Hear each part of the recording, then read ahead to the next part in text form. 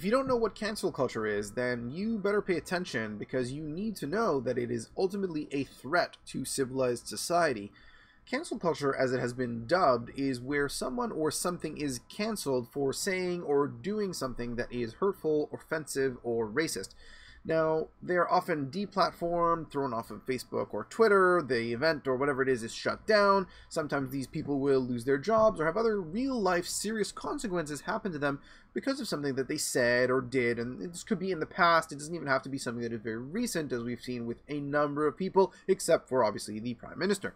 Now, what I want to make clear is that this isn't about the actions. What they might have said or done might very well be offensive or hurtful or even racist.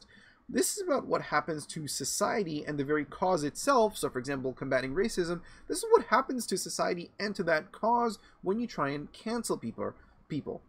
Cancel culture is a threat to society because it ultimately shuts down conversation. It places such a high cost on making errors, whether intentional or not, that it prevents people from speaking about sensitive topics and therefore learning from any mistakes. Now, as someone who worked in this field, I want to give you an example of something that I dealt with personally and how cancel culture could have ultimately ruined what was accomplished. And that is Nazi analogies. Now, a lot of people tend to make Nazi analogies, and I think that's because it's easy. The Nazis are sort of go-to bad guys. They're bad. Everyone knows that they're bad. You don't even have to know much about world history to think that Nazis are bad, and that when you call someone a Nazi, it's sort of the worst thing that you can call someone. But that is hurtful and offensive, because if you compare what is happening here, so for example, you say that the government hiding or obfuscating some scandal, that's Nazi-like. That's pretty common political behavior. Now, that's bad political behavior, obviously, but that's pretty common bad political behavior compared to, for example, forced sterilizations, or slave camps, or genocide.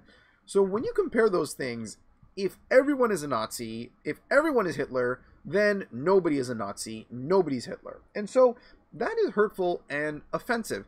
The problem is that when someone says something like this, and again, a Nazi analogy is definitely hurtful and offensive, especially to the people who might have been directly victims of the Nazi regime, and there are some of them that are still alive today.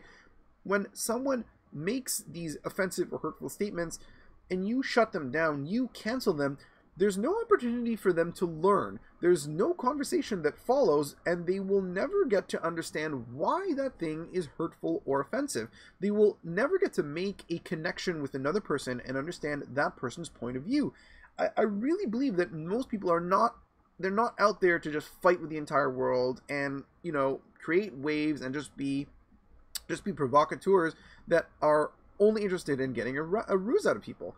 They sometimes need to know why what they said was truly offensive, and most of the time they'll be interested to learn a new fact and learn about someone else's point of view and what their life is like, why they feel a different way about this particular thing, especially if it is done in a rational manner.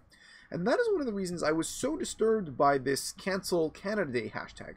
Now, as someone who's been studying Canadian history, especially lately, in order to really give the best possible perspective I can on these videos, I looked into this Cancel Canada Day hashtag, and I see the point. People on some of the more rational people, at least among these people, were saying that Canada Day is offensive because of the bad things that happened or have continue to happen in this country. The only problem, again, if you think there's a serious problem, if you think that Canada is doing something bad, and I think there are plenty of terrible things that happen in this country, right? No country is perfect. There's crime, there's corruption, there's things in every country. That does not mean that Canada is not a great country, and Canada is a great country. Just because we have issues does not mean you should call for Canada Day or for a conversation or something to be shut down, because ultimately people will not talk about these issues and people will not learn anything. Now, one of the things that I tend to talk about on these videos, and one of the issues that I have been advocating for lately, is the issue of clean water on First Nations reserves. Now, that was one of the arguments that was brought up. The treatment of First Nations people, of Indians as they're called legally and often colloquially, the treatment of these people is a reason why you should cancel Canada Day. It doesn't represent them. It's, it's bad, etc., etc., etc.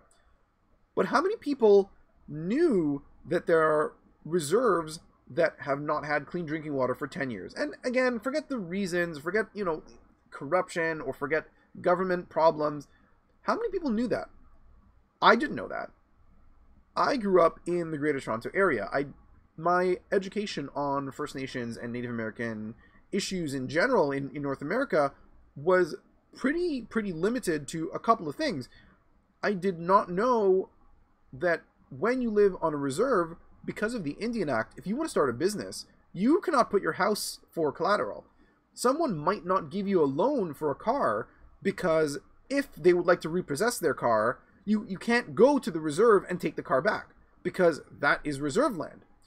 I didn't know that there were all these complicated things. I didn't know that there was something called an Indian Act that basically dictates a lot of the ways that someone who's a status Indian is getting treated. And this is not just about the Indian Act or First Nations issues. There are a lot of issues that you might say Canada has. But the way to promote the resolution of these issues, or to get people to understand why you're concerned about these issues, is not to shut people down. It's not to take someone who did something because they were young and dumb, or they said something, like they used a term. I remember specifically a case that I dealt with where someone said that they were gonna Jew someone down, right? A lot of people use that saying that they got Jewed down, they're gonna Jew someone down, not because they necessarily hate Jewish people. They just don't think about it. It's just a term that they use. Not everyone is a rabid anti-Semite that needs to be shut down. Oftentimes you can tell someone, hey, by the way, did you know that that's a really offensive term? Did you know that that is very hurtful and painful when you say something like that? And that would be like, maybe give another example, explain to them why. That's a conversation starter. That's a learning opportunity. That's a teachable moment. That's an opportunity to connect with another human being and explain to them my point of view. But that's never going to get done if we resort to cancel culture, if we resort to anger and not dialogue. And that's why, again, it is ultimately a threat to a civilized society. Because if you cannot have conversations, if you cannot talk about things that are difficult, if you cannot try and connect with another human being and explain to them your point of view in a rational manner, then society itself is under serious threat. And that is what I think is important. That is why it is important for all Canadians who would like to have the best country in the world. And I think we do live in the best country in the world. If you are one of those people who thinks that Canada needs to improve, let's have more conversations, not less. Let's have more dialogue, not less. So let's cancel culture and make sure that we're having the real conversations, the important conversations, and talk about the things that people are afraid to talk about. For True North, I'm Sam Eskenasi, and thank you for watching.